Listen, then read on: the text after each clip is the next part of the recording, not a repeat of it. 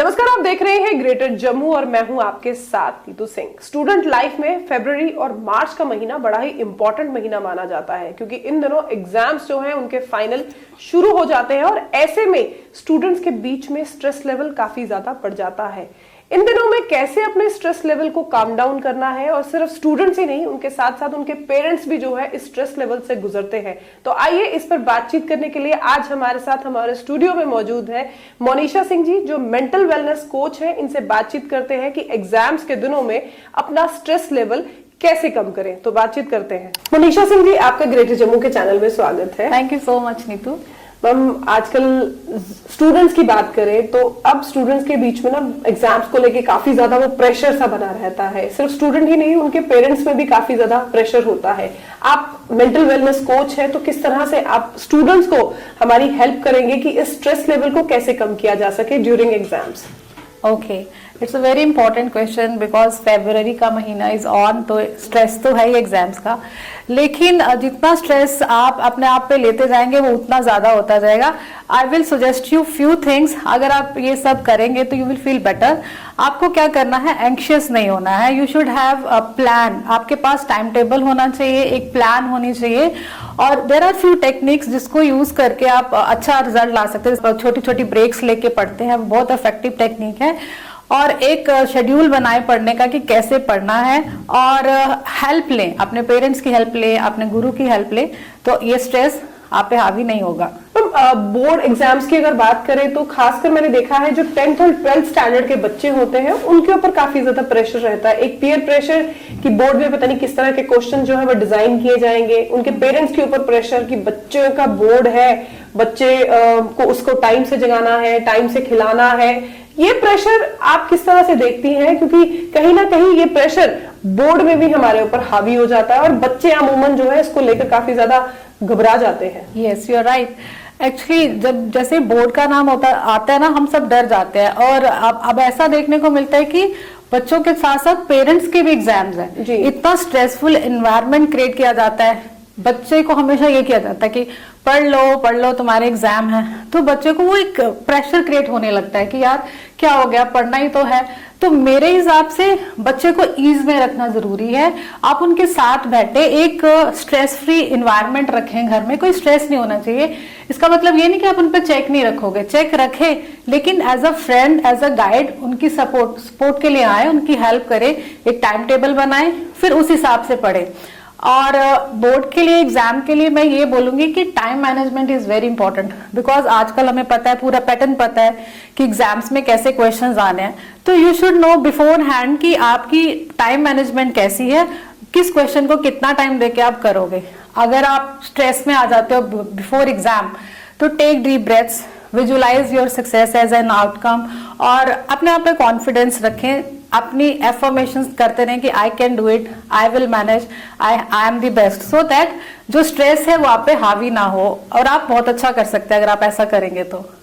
आप mental wellness coach भी हैं, तो एनएलपी एक्सपर्ट भी हैं, तो आप किस तरह से देखती हैं, उन स्टूडेंट्स को आप क्या एडवाइस देती हैं कि किस तरह से वो एनएलपी ट्रीटमेंट ड्यूरिंग एग्जाम्स ले सके? खासकर उन स्टूडेंट्स की बात कर रही हूँ जो जरूरत से ज्यादा ही ओवर स्ट्रेस्ड होते हैं। हाँ, जरूरत से ज्यादा ओवर स्ट्रेस वो बच्चे होते हैं जो कंपेयर करते हैं, या तो फैमिली में कोई ना कोई कंपैरिजन चल रहा है कि आपके कजन ने इतने मार्क्स ले लिया, अब आपको भी इतने लेने हैं। और मैं एक और चीज देख रही हूँ कि एक फोबिया सा क्रिएट हो गया हमारी सोसाइटी के अंदर 90s का, बिल्कुल, कि आपकी परसेंटेज 90 से ऊपर आ रही है तो यू आर इंटेलिजेंट। और एक बच्चे के माइंड में भी रहता है कि 90% मार्क्स लेने, और पेरेंट्स को भी रहता है कि हमारे बच्चे के 90% मार्क्स आने चाहिए। तो ये चीजें एक स्ट्रेस क्रिएट कर देती है। तो जब आप स्ट्रेस से पढ़ते हो, आप एंक्शियस हो जाते हो, फिर आपकी मेमोरी रिटेंशन कम हो जाती है, कंसंट्रेट नहीं कर पाते, फोकस नहीं कर पाते। तो ये चीजें कंपैरिजन करना किसी के साथ सबसे पहले मुझे नहीं लगता ये जरूरी है, क्योंकि every child is a special child, और अपनी एबिलिटीज और कैपेबिलिटीज के साथ है बच्चा। तो जरूरी नहीं कि वो 90s नहीं ला रहा तो किसी और चीज में अच्छा नहीं होगा। तो ये डिपेंड करता है कि आप बच्चे को किस तरह मोल्ड कर रहे हो। My suggestion is don't compare your child with anybody, number 1। और बच्चों के लिए भी है कि पेयर प्रेशर में नहीं आना चाहिए। आप अपने आप में यूनिक हो, आपका फ्रेंड अपने तरीके से यूनिक है। So don't compare yourself with anybody and focus on your abilities, stay calm and do your best, give your best, that's it. Ma'am जैसे अब आज हम एग्जाम्स की बात कर रहे हैं, तो एग्जाम्स में बच्चे तो स्ट्रेस्ड रहते ही हैं, चाहे वो टॉपर्स हैं, चाहे वो एवरेज है या बिलो एवरेज है, हर किसी में वो स्ट्रेस लेवल लगातार बना ही रहता है। Yes. और इसमें कहीं ना कहीं पेरेंट्स भी अहम रोल निभाते हैं उनके स्ट्रेस को बढ़ाने में, सोसाइटी बड़ा वाइटल रोल प्ले करती है कहीं है। फिर वही स्ट्रेस जो होता है एनेक्सिटी में बदल जाता है। तो मेंटल वेलनेस कोच होने के नाते आप किस तरह से उनको ये समझाना चाहती है कि क्या ऐसे सिम्टम्स अगर नजर आए तो जो है आप किसी कोच से बातचीत कर सकते हैं? Very important question Neetu. अगर आपका बच्चा स्ट्रेस में है तो मैं आपको कुछ सिम्टम्स बताती हूँ। वो बहुत ज्यादा इरिटेटिव रहेगा, बहुत इरिटेटिव हरकतें करेगा, इरिटेटिव रहेगा, प्लस स्लीप डिस्टर्बेंस रहेगी, वो अच्छे से सो नहीं पाएगा, बिकॉज हमेशा उसके दिमाग में प्रेशर है, मुझे पढ़ना है, मुझे पढ़ना है। और पेरेंट्स भी इतना प्रेशर क्रिएट कर देते हैं कि तुम्हारे एग्जाम्स हैं, पढ़ लो। तुम्हारे 24 घंटे बच्चा नहीं पढ़ सकता, उसको ब्रेक्स चाहिए बीच में। तो एक पेरेंट्स का ये प्रेशर होता है कि पढ़ लो पढ़ लो पढ़ लो, ऊपर से उसको वैसे ही पेयर प्रेशर है और 90s का वो प्रेशर है कि मुझे 90% मार्क्स आएंगे तो ही I am a good student. So इन सारी चीजों को कोप अप करने के लिए मैं यही कहूंगी, अगर हम बच्चों को एक स्ट्रेस फ्री इन्वायरमेंट दें, उनकी इमोशनल लेवल पे हेल्प करें, उनको ये बताएं कि you do your best, efforts का देखें हम उसका रिजल्ट क्या निकल रहा है, कितना बच्चा सिंसियरली पढ़ रहा है, उस पर ध्यान दें, ना कि उसके 90% आए कि नहीं, उस पर ध्यान नहीं देना चाहिए। एंड बच्चों को मैं ये कहूंगी कि कंसेप्ट को क्लियर करना ज्यादा इंपॉर्टेंट है क्रैमिंग करने से। क्रैमिंग से क्या होता है, कंसेप्ट आपके क्लियर नहीं होते, इसीलिए जब आपके एग्जाम्स आते हैं तो आप वहां पे सब ब्लैकआउट हो जाता है, ऐसा हो जाता है। तो ग्राउंडेड रहिए, डीप ब्रीदिंग कर सकते हो, माइंडफुलनेस मेडिटेशन कर सकते हो। ये फ्यू टेक्निक्स हैं जो आपको हेल्प करेंगी टू स्टे काम।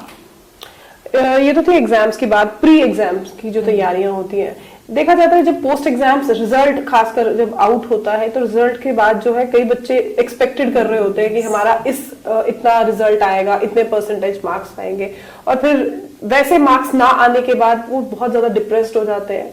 कई बार तो कुछ ऐसे हादसे भी हमने देखे हैं जिसके बारे में आप सब जानते हैं। ऐसी सिचुएशन में पेरेंट्स और सोसाइटी कितना रोल निभाती है?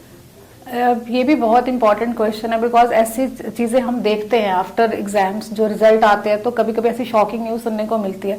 तो वहां मुझे ऐसा लगता है कि बहुत ज्यादा प्रेशर होता है बच्चों पे, तभी वो इतना बड़ा स्टेप उठा सकते हैं। तो इसीलिए मैं कह रही हूँ पेरेंट्स को स्पेशली कि पहले तो अपने बच्चे को किसी के साथ कंपेयर मत करें, दूसरा डोंट क्रिएट प्रेशर, और तीसरा बच्चों को भी ये सोचना चाहिए कि अगर इस बार मेरा अच्छा रिजल्ट नहीं आया तो कोई बात नहीं, नेक्स्ट टाइम मैं अच्छी मेहनत करूंगा।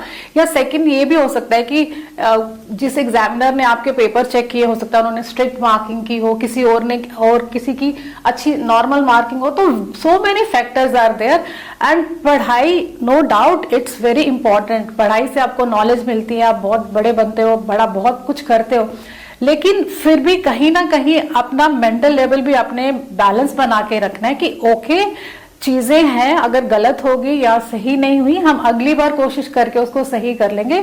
तो मन से कुछ नहीं लगाना, बट इसका ये मतलब नहीं है कि आपने अपनी गलती से सीखना नहीं है। Learn from your mistakes and move ahead. Mind control कितना अहम रोल निभाता है इसमें? माइंड की ही तो सारी गेम है, हमें माइंड ही तो कंट्रोल कर रहा है। तो माइंड को जैसे मैं कहती हूँ कि मैनुअल नहीं है ना माइंड को कैसे चलाना है, तो उसके लिए बहुत आसान चीजें हैं। खुश रहना, अपनी जो आपकी हॉबीज हैं उन पे आप फोकस करें, रिलैक्स रहें, घूमें फिरें, फ्रेंड सर्कल होना चाहिए, बाहर फिजिकल एक्टिविटीज बहुत जरूरी है, मेडिटेशन, छोटी छोटी चीजें बहुत जरूरी है जो कि नहीं हो रही ना, बिकॉज मोबाइल्स हैं तो मोबाइल्स पे ज्यादा टाइम बच्चे स्पेंड करते हैं, तो ना तो फिजिकल एक्टिविटी करते हैं, तो फिर वो एक बोर्डम आ जाता है उनकी लाइफ में। तो स्लोली स्लोली स्लोली फिर उनका मन उदास होने लगता है, उनको कुछ चीज अच्छा नहीं लगता। तो ये सारी चीजें मुझे लगता है कहीं ना कहीं स्ट्रेस को लेके आती है। मनीषा जी, जैसे आपने कहा कि माइंड को रिलैक्स करने के लिए बहुत सारे तरीके हैं, ऐसे ही मैं आपसे भी एक बात पूछना चाहूंगी, क्योंकि अक्सर मैंने भी देखा है कि जब एग्जाम्स का स्ट्रेस होता है बच्चे पढ़ पढ़ के ऊब चुके होते हैं और कई बार मूवीज देखते हैं या कुछ गाने सुनते हैं अपने आप को रिलैक्स करने के लिए, म्यूजिक का सहारा लेते हैं। तो ऐसे में कई बार मैंने पेरेंट्स को भी देखा है, वो डांटते हैं तुम क्यों इतनी देर के लिए एग्जाम के दिनों में टीवी देख रहे हो, ये कर रहे हो। क्या वहां पर पेरेंट्स गलत कर रहे हैं या सही कर रहे हैं? मेरे हिसाब से पेरेंट्स को एज अ वैसे तो उनको as a friend, as a guide तो बनना ही चाहिए बच्चों के लिए, लेकिन जब एग्जाम्स आ रहे हैं तो उन्हें ज्यादा केयर की जरूरत होती है बच्चों को।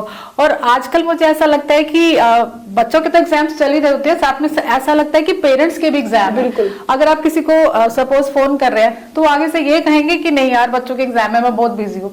एग्जाम तो बच्चों के, आप क्यों बिजी हो? सी, तो मीन्स एक प्रेशर क्रिएट कर दिया जाता है। ऑफ कोर्स एजुकेशनल इंस्टीट्यूशंस हैं, फिर पेरेंट्स हैं, तो वो मासूम से बच्चे, उनको समझ नहीं आता, तो वो अगर रिलैक्स करने की कोशिश करते हैं, टीवी देखते हैं, म्यूजिक सुनते हैं, तो हमें लगता है यार टाइम वेस्ट हो रहा है उनका। ऐसा नहीं है, उनका भी तो माइंड है, उसको रेस्ट चाहिए। तो अगर तभी मैं कह रही हूँ कि एक शेड्यूल हो जाए अगर स्टडी का, कि ये स्केड्यूल है, आपको सुबह इतने से इतने पढ़ना है, फिर ब्रेक है, एक पूरा एक आप उनको एक ऐसा एनवायरनमेंट प्रोवाइड करें ना कि जहां वो ईज से पढ़ सके। तो बच्चा आ रहा है, स्कूल से आ रहा है, ट्यूशंस हैं, फिर कितना कुछ है उसकी लाइफ में, तो वो भी तो एक छोटा सा नन्हा सा बच्चा ही तो है। अगर हम बड़ों बच्चों की बात करें तो वो भी तो बच्चे ही हैं, they are learning. So environment at home is very important. Learning process की अगर बात करें तो लर्निंग प्रोसेस में हमें किस तरह से अपना स्केड्यूल जो है वो सेट करना चाहिए? यहाँ पे मैं कुछ टेक्निक्स की बात है जिसमें आप ना टाइमर लगा सकते हैं, चार्ट हाफ आवर आप पढ़े, उसके बाद आप टाइमर के, मतलब it's a technique, you can see it on Google, वो बहुत हेल्पफुल है। उसके बाद आप ये देखें कि आप, कुछ लोग क्या होते हैं कि जो मुश्किल चीजें हैं ना पहले वो करने में उनको मजा आता है, किसी को आसान चीजें करने में आता है, तो वो पूरा स्केड्यूल ही आप वैसा बनाएं और एंड तक मत लेके जाएं। हमारे यहाँ क्या होता है कि डेड एंड तक चले जाते हैं। सपोज 10th को एग्जाम है तो 7th को पढ़ना शुरू करते हैं, तो प्रेशर तो आएगा। तो इसीलिए मैं कहती हूँ कि पेरेंट्स एंड में बोलते हैं कि आपके एग्जाम्स हैं, बट वो पूरा सेशन क्या कर रहे थे। तो आपको स्टेप बाय स्टेप बच्चे को गाइड करना चाहिए कि आपको ऐसे करना है, ऐसे पढ़ना है, ऐसा स्केड्यूल बनाए, तो मुझे नहीं लगता कि स्ट्रेस आएगा। आप कोच भी हैं, तो आपके पास तो बहुत सारे ऐसे केसेस भी आते होंगे जहां पर बच्चे ओवर स्ट्रेस होते होंगे और साथ ही साथ उनके पेरेंट्स भी, तब आप किस तरह से उनको ये समझाती हैं? ये बहुत इंपॉर्टेंट क्वेश्चन पूछा। एक्चुअली रिसेंटली एक बात बताती हूँ, मेरी एक क्लाइंट की बेटी के मार्क्स आए 89%। Okay. And she was crying कि मेरे 90% क्यों नहीं आए। जस्ट 1% की वजह से। मतलब वो 90 का टैग लगा दिया ना हमने कि 90% से जो ऊपर ले रहा है that person is very intelligent. And she was telling me कि मैं इसको कैसे हैंडल करूं। तो उसको ये कि 90% मार्क्स आएंगे तो ही मैं इंटेलिजेंट हूँ। तो फिर मैंने उसको ये समझाया कि see marks are not everything, it's your knowledge which matters. और आज मार्क्स नहीं आए तो कल आ जाएंगे। Then I told her few techniques, वो लगा के उसका थोड़ा इमोशनल लेवल ठीक किया। तो सी द स्ट्रेस लेवल कि 90% मार्क्स नहीं आए तो I am not intelligent. See this is what we are teaching our kids. यहाँ सोसाइटी ये सिखा रही है कि 90% ही अच्छे मार्क्स हैं। तो माई पर्सनल व्यू इज कि yes of course marks are important, but focus हमें अपनी तैयारी पे करना है, ना कि मार्क्स पे। जब आपकी तैयारी अच्छी होगी तो मार्क्स अपने आप नेचुरली आ जाएंगे। यस। आजकल सोशल मीडिया का जमाना है और सोशल मीडिया एक ऐसा माध्यम है जहां पर हम किसी से भी कनेक्ट हो सकते हैं। तो अगर आप इस तरह के कुछ टिप्स चाहते हैं तो हमारे साथ मोनिशा सिंह जी हैं, इनसे जान लेते हैं इनका सोशल हैंडल क्या है, तो सो दैट अगर आपको फ्यूचर में कुछ जानकारी लेनी हो तो आप इनसे डायरेक्ट कनेक्ट हो सकते हैं। मैम, सोशल हैंडल का जमाना है और आप भी आजकल सोशल हैंडल्स पे हमें देखने को नजर आती हैं, तो किस तरह से लोग आपके साथ जुड़ सकते हैं? हाँ, मेरा इंस्टाग्राम पेज है इनर अवेकनिंग विद मोनिशा करके। आप कोई भी अगर आप हेल्प लेना चाहते हैं, I have my number there, you can contact me on my number and I share tips and techniques on different issues, so you can follow me if you want. Thank you ma'am, हमारे दर्शकों को इतनी बेहतरीन जानकारी देने के लिए exams में किस तरह के टिप्स उन्हें जो है फॉलो करने हैं। एग्जाम एक डरावनी घंटी नहीं है जिसके बच जाने से आपकी लाइफ स्ट्रेसफुल हो जाए। एग्जाम्स को अगर आप कूल तरीके से देखेंगे तो कहीं ना कहीं वो स्ट्रेस लेवल जो है वो खत्म होता हुआ नजर आएंगे। और जिस तरह से मोनिशा सिंह जो मेंटल वेलनेस कोच है उनसे हमने बातचीत करी, क्योंकि एग्जाम है और ऐसे में जो मेंटल वेलनेस कोच है वो उन्होंने आपकी काफी ज्यादा मदद की है कि अगर आप किसी तरह का भी स्ट्रेस या डिप्रेशन ड्यूरिंग एग्जाम्स फील करती हैं तो आपको क्या कुछ करना चाहिए, सिर्फ स्टूडेंट्स को ही नहीं उनकी फैमिली को भी। और आप अगर कनेक्ट होना चाहती हैं मुनीषा सिंह जी से तो उनका अपना पर्सनल इंस्टाग्राम अकाउंट है inner awakening with Munisha Singh. आप वहां पर जाकर उनके साथ डायरेक्ट बातचीत कर सकते हैं और जानकारी ले सकते हैं। क्या कुछ कहना चाहते हैं आप इस वीडियो के बारे में? कमेंट सेक्शन में अपनी राय रखिएगा। तब तक के लिए मुझे दीजिए इजाजत। कैमरामैन अजय जाडू के साथ मैं नीतू सिंह, ग्रेटर जम्मू के लिए। धन्यवाद।